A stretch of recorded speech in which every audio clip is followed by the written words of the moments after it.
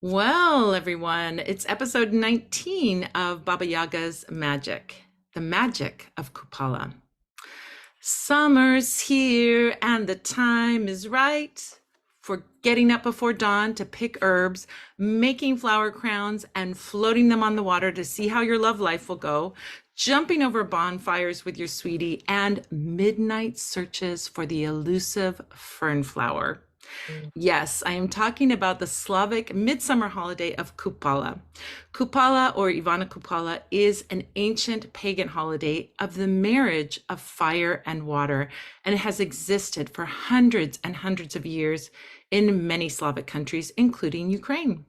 And in this special episode, Ukrainian healer Tania Andrushko, the author of The Flower of the Magic Fern Ukrainian Tarot, will be joining me for a very special episode where we will discuss this magical holiday. So come join us to celebrate the sun, the water, the fire, and the magic of this very special day. Before we dive in, do you have a quick question that could be helped with a tarot reading? Do you want to have some tarot fun? Do you want to help support Ukrainians? Well, do you know that there is a way that you can get a live tarot reading with me and help support seniors in Ukraine who are desperate for food? Join me on Wednesday nights for a fun tarot gathering over YouTube and give some essential support to seniors in Ukraine. It's called Tarot for Kindness, and every Wednesday night, myself and my friend Ivan Subotin in Kyiv get together over YouTube Live. He shares stories about the 200 seniors that he has adopted. Really, he's adopted them, and he and his small team bring them much needed groceries every month. And I do live tarot readings with 100% of the proceeds going to purchase these essential groceries. It all takes place on Wednesdays at 7 p.m. Pacific, 8 p.m. Mountain, 9 p.m. Central, 10 p.m. Eastern, and 5 a.m. Eastern European time. So poor Yvonne, he has to get up at 5 a.m. to join me. It's so early in the morning, but that's why it's so late for East Coast people, but early for him. Ask me your questions in the chat, and you can donate $10 per card to get a reading from me. So $10 gets a 1-card reading, $20 a 2-card reading, $50 a 5-card reading, $100 a 10-card reading, and so on. Do you want to join us? Of course you do. Subscribe to youtube.com/Madame Pamita and click the notifications bell. And go to tarotforkindness.com to find out more. I'll see you Wednesday night for some tarot magic with a heart. All right, let's talk about Kupala now. Speaking of Ukraine and Ukrainian magic, let's talk about Kupala. So Kupala is known as Kupala or Ivana Kupala. So Tanya, you have experienced, you know this, you know Kupala very well. Do you refer to it as Kupala or Ivana Kupala? It's interesting, from the childhood, we only heard Ivana Kupala, so Ivana Kupala celebration. But when I was diving into the ancestral, all of the ritual traditions and history, more so if we want to refer to the god or the energy itself, it's Kupala. It's only later than the church comes in, and when they couldn't take it from the roots of the hearts of the Ukrainians, they said, okay, now it's going to be Ivana Kupala. So then they apply this pagan energy, pagan god, to something that could be more related to the church. So yes, and we see this over and over again with Ukrainian folklore. The people, the peasant people, this is where my people, my family was farming people. And so many of Ukrainians were people who were farmers and working the land, the beautiful, Chorna Zemlya, the beautiful black earth. So as we look at that, traditions, they wanted to hang on to those old traditions, but the church came in and says, we want you to believe our religion now. And so a lot of times they couldn't let the people wouldn't give up those traditions. And so they had to incorporate them with something else. Right? Yeah. That's exactly what happened. And you have a card in your deck. First of all, her beautiful, beautiful deck is Flower of the Magic Fern, which is directly related. We're going to talk about the magic fern, the fern flower, when we get a little more into this. But this is one of the cards that you have, is Kupalo. Yes, right? Ace of Fire, yeah. And so do you want to tell them a little bit about Kupalo, the god Kupalo? The god Kupala. So the god Kupala, this is the god of the highest rising sun, because we celebrate the god and this energy on the summer solstice. And yet, with the Ukrainian calendar being 14 days after the world calendar, that's why we used to celebrate it on July 7th. Yes, so it's moved now to this July 6th and 7th is when it's celebrated nowadays because of the Julian calendar being used for religious things in Ukraine.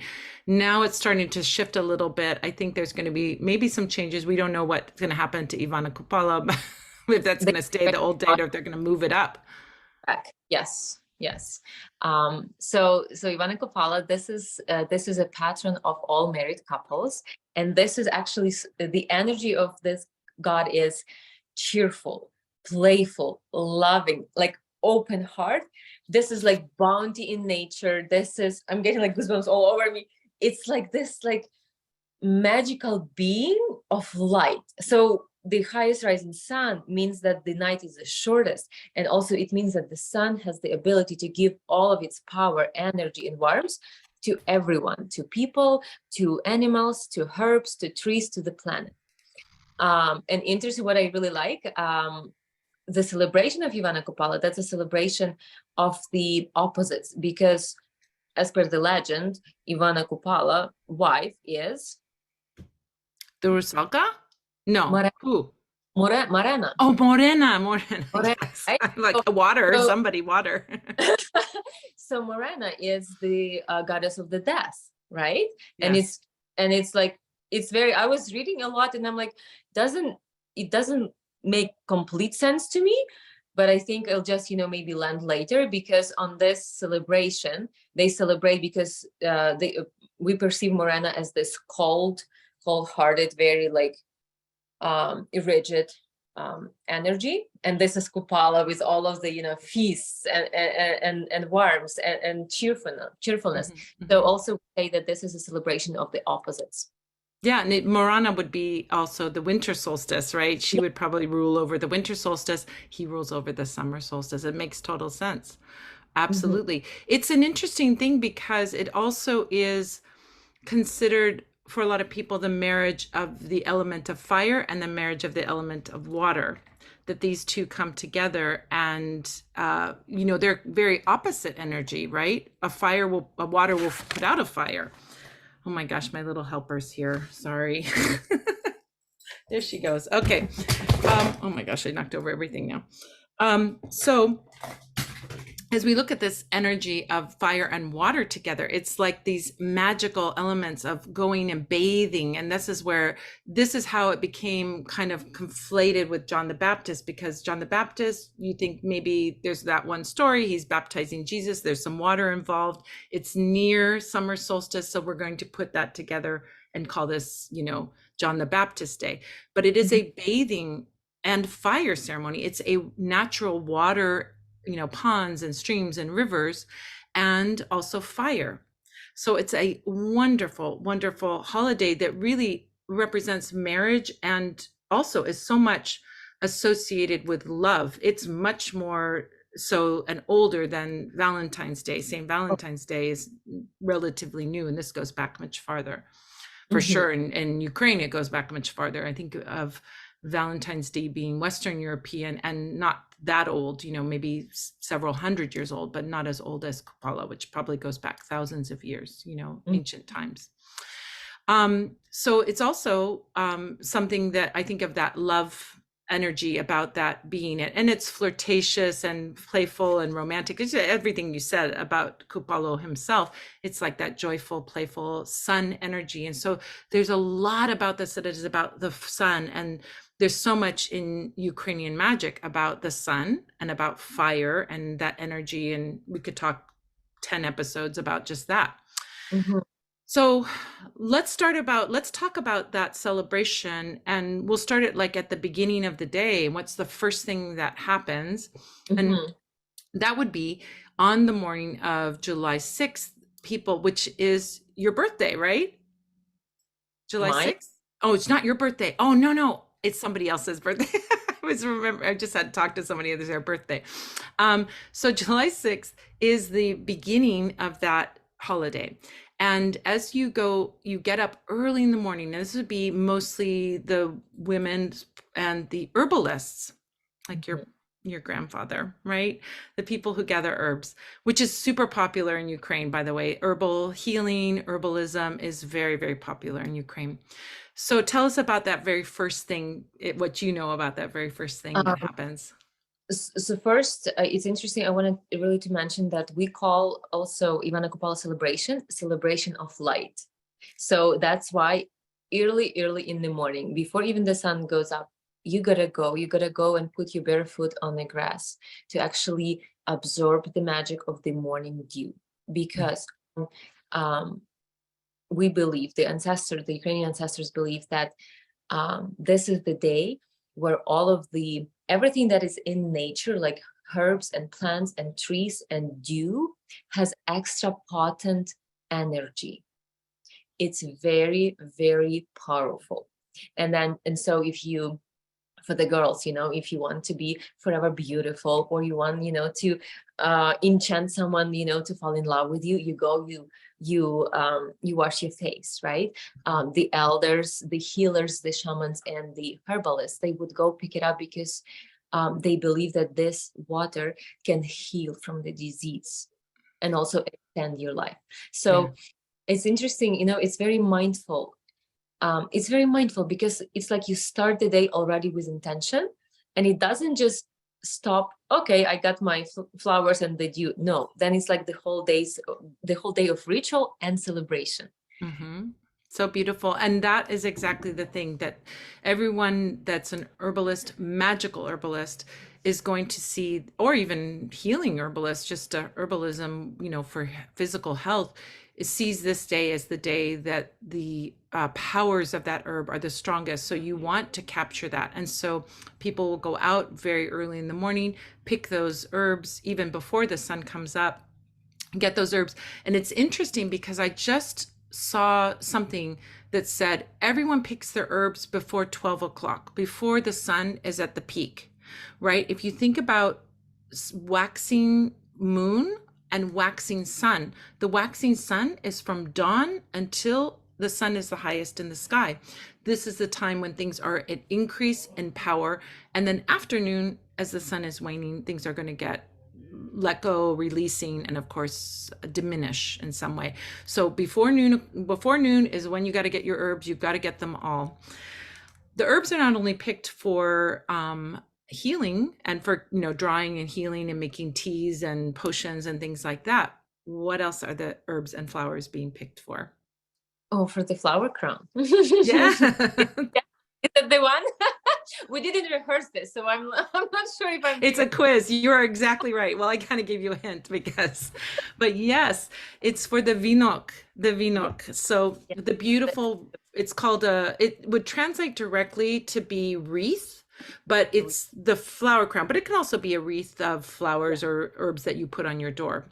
But this is that beautiful flower crown, and you've seen many different kinds of, if you guys have been with me, you've seen many different kinds of inoki.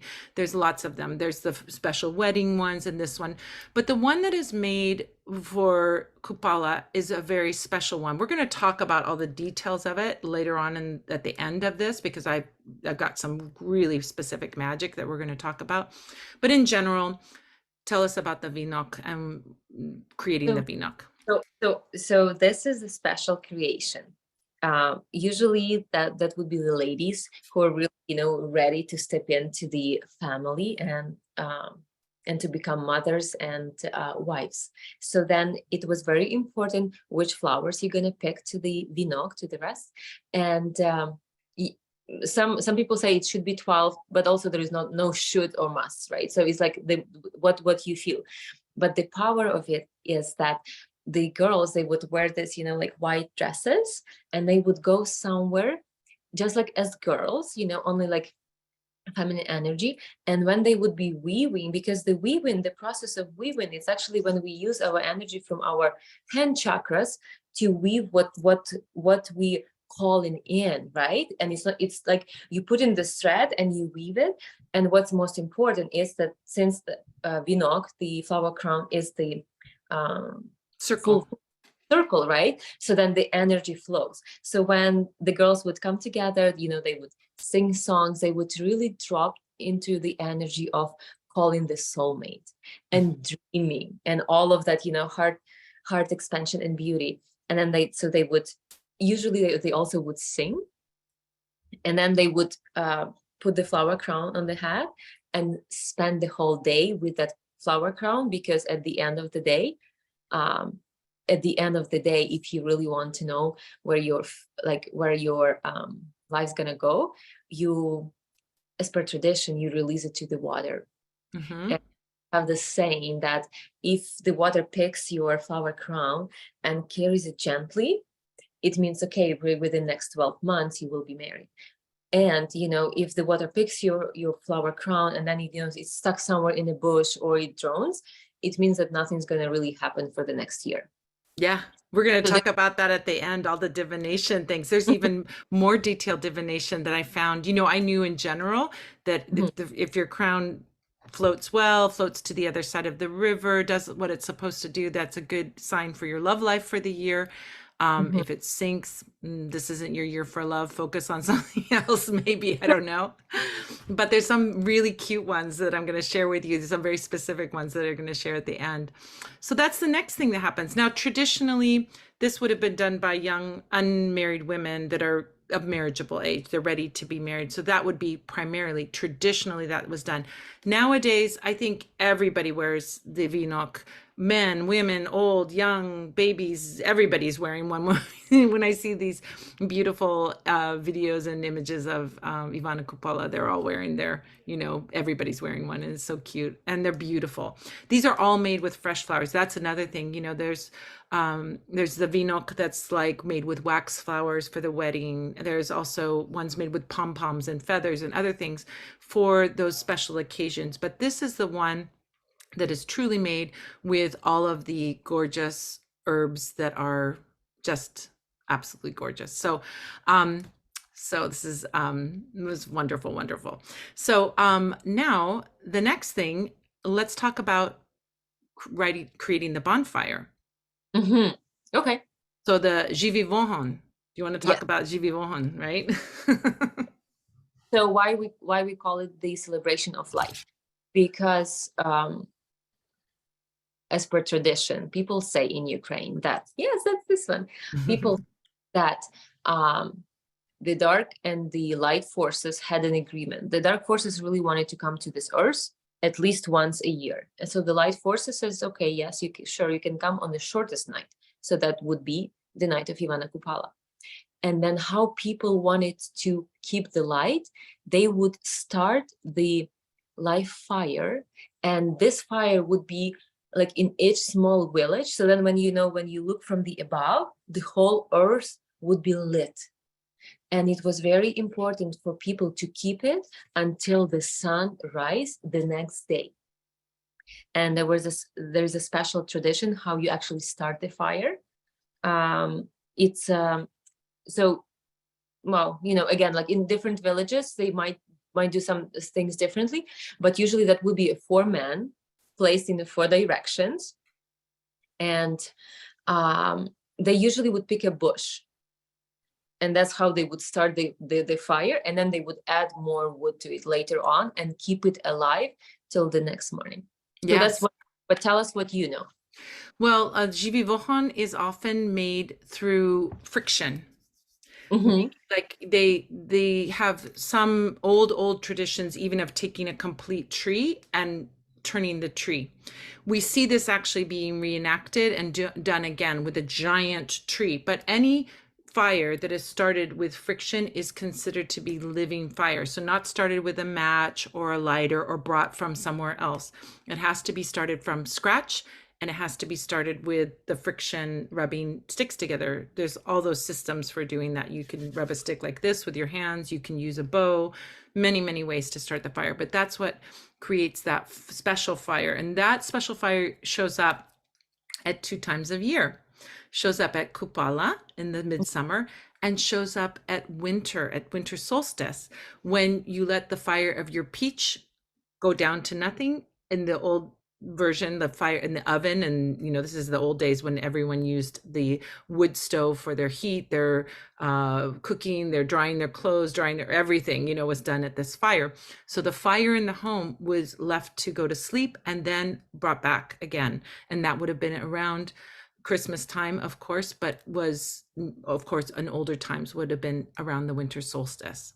So that living fire is really important. And still, the Hutzal people, the shepherd people up in the Carpathian Mountains, who have held on to a lot of the old traditions, they still do that in the summer for their sheep, so that they can run the sheep through the fire, so that they are blessed and all negativity is burned away. Which leads us to our next thing. What happens with what happens with the bonfire and people do with the bonfire? So as you said at the beginning, so Ivana Kupala, we celebrate two elements, water and the fire. So there is this tradition of purification.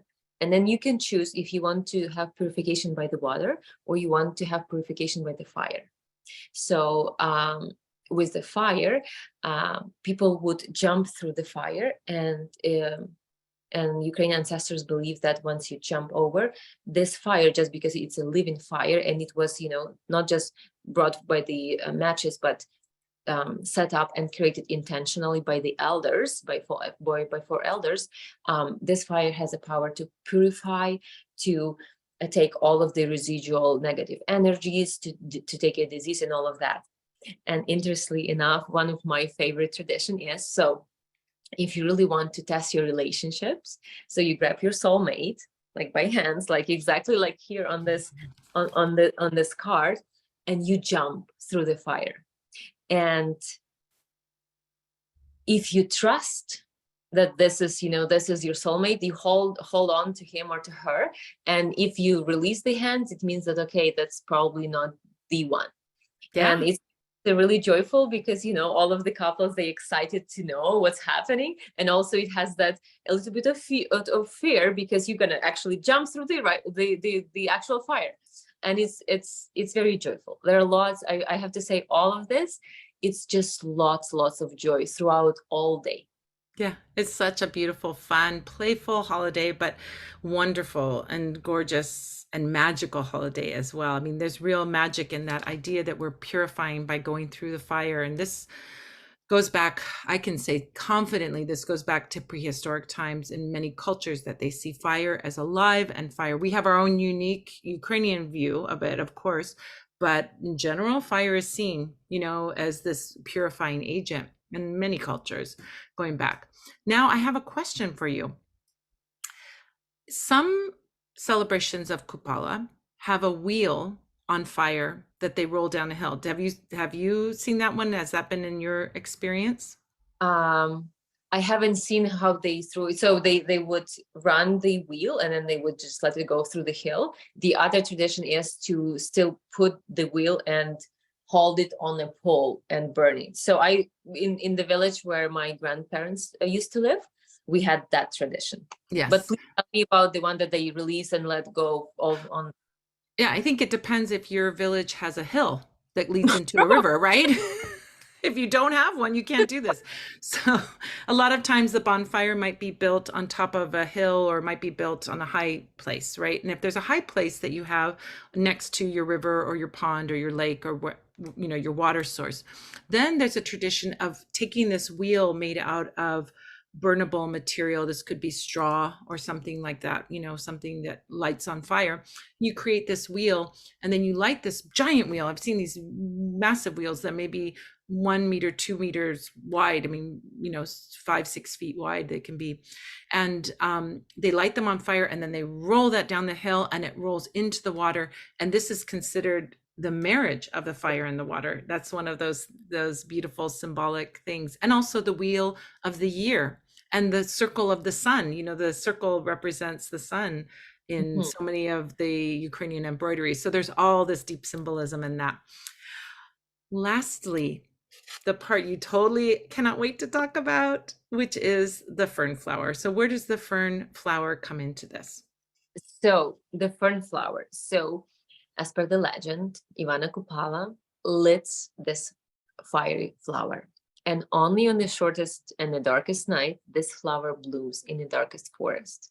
And for everyone who is lucky enough to pluck the flower, what this flower does is it gives ability to open the door to any temple, to understand any language, to be connected to any source, and moreover, to make any of your dreams come true.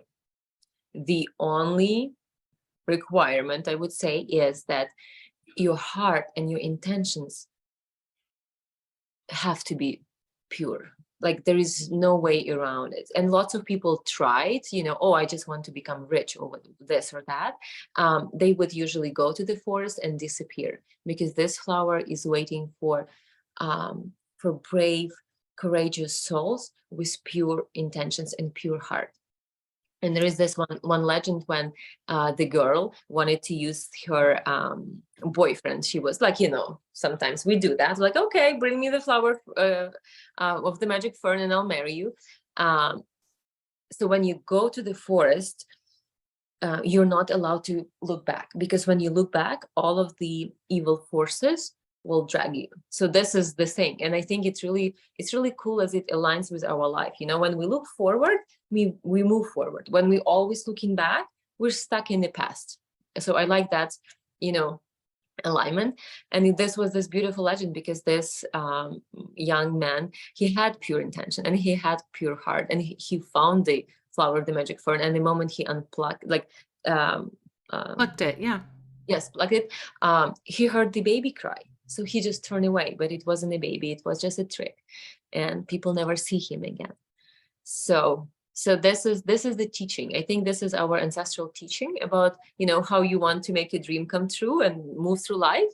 This is how you do it. You set up your intention, you move forward, you use your courage and bravery, and for the highest and greatest good. Yeah, I think it's also about not having ego about it. Are you doing it for pride? Are you doing it because you think you're the best? Are you doing it because you want money or something that is maybe not high spiritual vibration, right? Mhm. You're coming with an impure intention. And that we see in a lot of magical practices in Ukraine, that you have to come with a very clear, pure intention. It's like the innocence that can see the domovik, for example. You have to be, to really see the domovik, you have to be like a child or a little animal, pet in the house. This is the house spirit. We've talked about this in a past prior episode, but yeah, so this is the idea that your purity and it's about your purity of heart, really. Purity of heart is going to allow you to have that magical moment. Now, if there's a botanist out there, you're going, what are you talking about, a fern flower? Ferns only produce spores. They don't have flowers. That's what makes it magical. It's a magical anomaly, I guess you could say, so magical that it's like, it doesn't make any sense, right? It's a magic flower. It's not a realistic flower, because you will not, if you look for a fern with a flower, you can look your whole life. But this is a magical flower. It's like a little bit like the firebird too. You know what I mean? It has that energy of the fire flower, and you're capturing it, and that will allow you great spiritual wisdom. You'll find treasure within. You'll find all kinds of things. So it's such a beautiful thing. Lastly, this is also a holiday that's associated with the Rusalki. It may be the one that's like, let me ask you this, Tanya, did you have like a Baba that told you, oh, you can't swim until after Kupala? Yes. Not swim after the sun goes down, because then it's the time for Rusalki. Yes. So this is like, the Rusalki are the water spirits in the ponds, the lakes, and so on. And so they're a little bit tricky. They can be tricky spirits. So you don't want to mess around with them or fool around with them. Or really what it came down to, they became something that became like dangerous and evil. But if you look back at the older stories, it's like, this is the Rusalki's time. This is their time in the water. Don't disturb them. Don't bother them, right? Allow them to have that time. Just like we know that the Banik goes in the Lasnia only like the fourth, every fourth steam bath, you have to leave it for him, right? So I think Ukrainians offer a lot of space and room for their spirits to have their own thing, which is I think it's polite and good manners, right? Mhm. So the Rusalki are really the ones that are bringing fertility to the land. And so you want to honor them and respect them and give them their space. So it's the older traditions look at that as like, this is their time. Don't go in there because you're going to bother them. And then if they're bothered, they might pull a trick Chicken. on you, tickle you to death, yes, do something crazy. So, all right. So, let's talk about, first of all, I'm going to just go, I'm going to discuss, we're going to talk about the Vinok. We've got so much that we could talk about Kupala. I mean, this is a whole day celebration, but in a minute, we're going to talk about the Vinok divination a little bit more, the 12 special herbs and flowers that are used for the Kupala Vinok, the flower crown. But before we do that, I want to share about the flower of the Magic Fern Ukrainian tarot, because it's such a special deck, really special deck. So the flower of the Magic Fern Ukrainian tarot is a 78 card deck, and it's the first of its kind, a creation of the heart that shares the classic tarot cards express the magic and vibrancy of Ukrainian culture, traditions, and of the beautiful creator Tania Andrushko's Ukrainian ancestry. She really knows her stuff.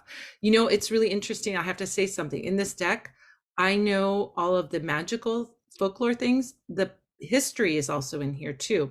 And that's the part that I'm like, oh, I didn't know that. Oh, that's an interesting person I didn't know about. So my Ukrainian history is, it's okay.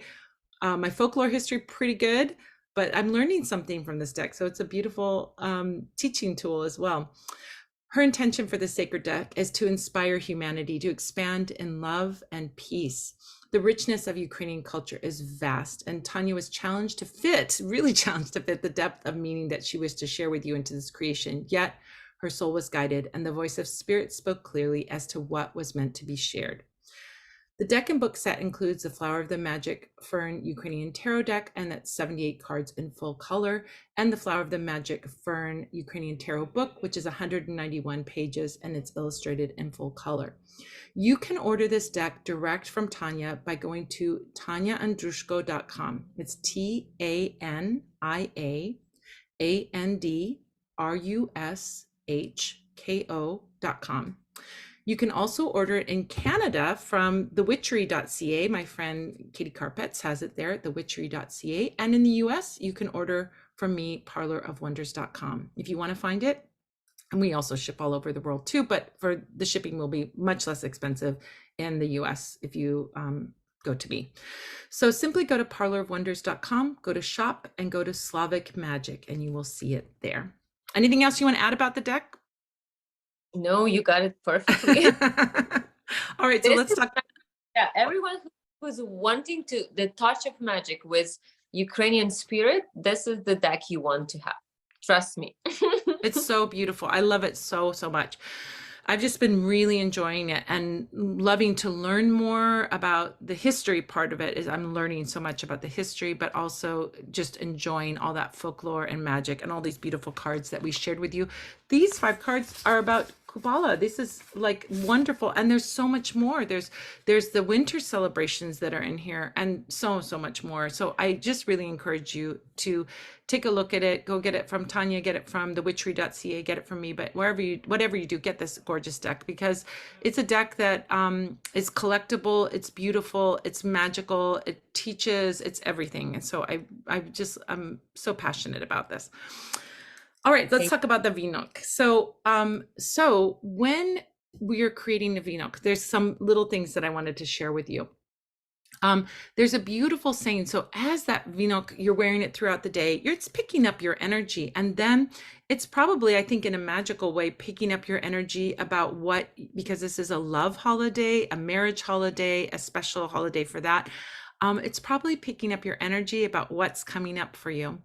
Then in the evening, before you go, I think sometimes people make a Vinok for wearing and a Vinok for the divination. They sometimes can make 2, but they either take off the Vinok off their head, or they have a special one that they're going to do for the divination. And they can put it on the water. Now, sometimes people put a little candle on it because it's evening, it's getting a little dark, and they want to be able to see what happens. So there might be a little couple of sticks or something to hold that candle, or floating candle or something like that, where then you've done it. Did you do it with a candle when you do it? Candle, yes. Yeah. So when you put your wreath on the water, there's some traditional incantations that I am going to share with you in English. So these are in English. Of course, traditionally they'd be said in Ukrainian. So one of them is this beautiful one that says, "Flow, flow, flower crown, beautifully woven with periwinkle. Go to my love, go to my love." So beautiful, right? Mm. There's also a tradition sometimes that the boys, the single men, young men, single young women, and then single young men might try to catch the one on the other side of the girl that they liked. Hopefully, oh, I like you, you like me. That's a very sweet way of working too. Another incantation that's a beautiful one that is said when you put the vino on the water. Oh, on Kupala, I float my wreath on the water. I, a beautiful young woman, pulled out the roots, float wreath on the blue waves. I collected flowers and wove wreaths, float wreath to where my true love lives. Oh my gosh, I'm getting chills as I say that. It's so beautiful. So this is just a spell that you say that you're going to get the divination when you put that wreath on the water. So once you put that wreath on the water, how your wreath floats, as Tania said, how your wreath floats will give you a relationship prognostication, your fortune telling for the next 12 months. Now, this one is super cute. I think this is super cute. And I'm going to see if we're going to play a little quiz game. How's that? Okay. Okay. It's no, probably every village has different, ideas about what the things mean, but there's some general ones. So what would you think if your wreath was floating with your friends' wreaths and just hanging out together? They're all just hanging out together in the middle. What do you think that means? I don't know. I didn't like it. Well, tradition. What? Go ahead.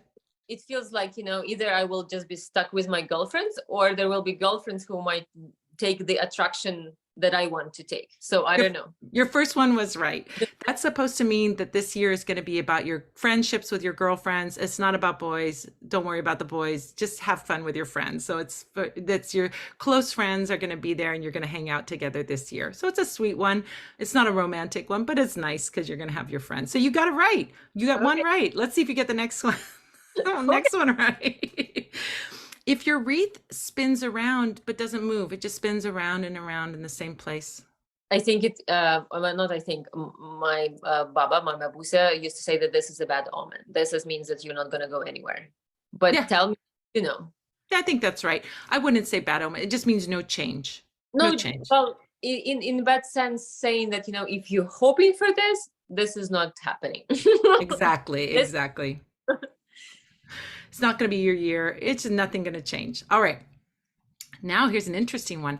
What if your wreath floats in a river and it floats downstream and you don't see it? It goes far away. Well, that means that yes, your soulmate is coming, but not from your close village or your friends. There's going to be someone to come to you, or you will. Girls usually don't travel, but this is someone from outside of your circle. Exactly. Oh my gosh, you're 3 for 3. It's 4 for 4. Oh my gosh, you're amazing. Yes. So if your wreath floats away downstream, your love is going to come from far away. So now what if you put your wreath in the water and it just right afterwards, it sinks right to the bottom? This year is not for a focus on something different. Yeah. So specifically the interpretation that I shared is that it means you're going to fall out of love this year. You're going to break up. You're going to maybe have a little relationship, but it's not going to last, right? It's a bad sign, right? All right. So what if your wreath, you put it out there, but it comes back to you? I don't know this one.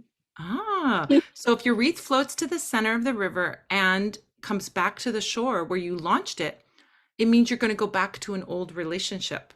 Oh, okay. You're going to go back with your ex, in other words. What if your wreath stays floating for a really long time? It's just up there and staying there for a long time. It means that we will have lots of dates.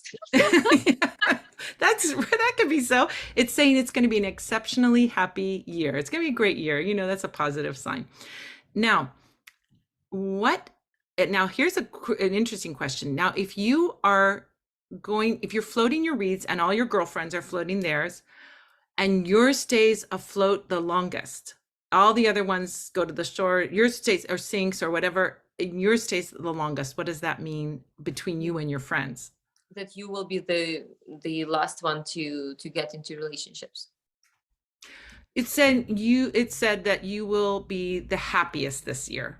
Or maybe that you're going to have the best relationship. I think maybe.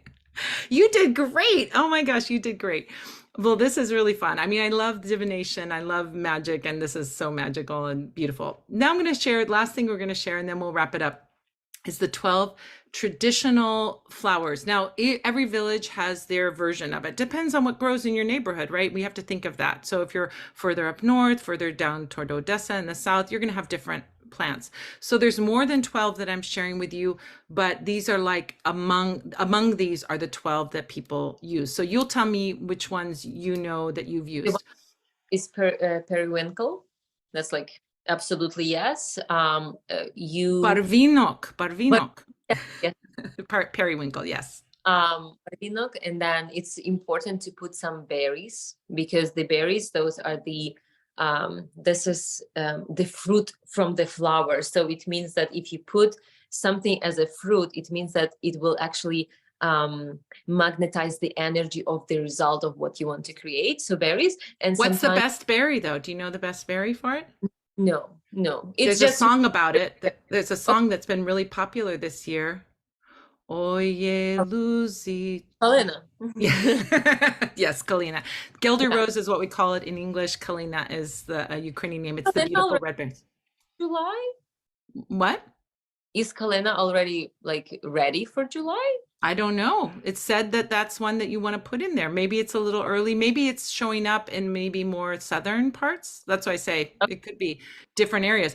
There's one that I thought I questioned, and I was just talking to my Ukrainian friend, and I said, apple blossom, it seems so late for apple blossom. She says, no, we have summer or late fall apples that blossom in the summer. So we have that. Yeah, and also I know that it's important to put the corn or the wheat. Wheat, yeah, wheat, rye, grain. Chamomile, romashki. Yes. Romashki. Cherry blossom, vishnevy цвет. Voloshka, cornflower. That's a sweet one. Beautiful blue flower, right? How about now? This one I don't know if this is the right. Lubi mene? Forget me not. Люби мене. Любисто. Yes.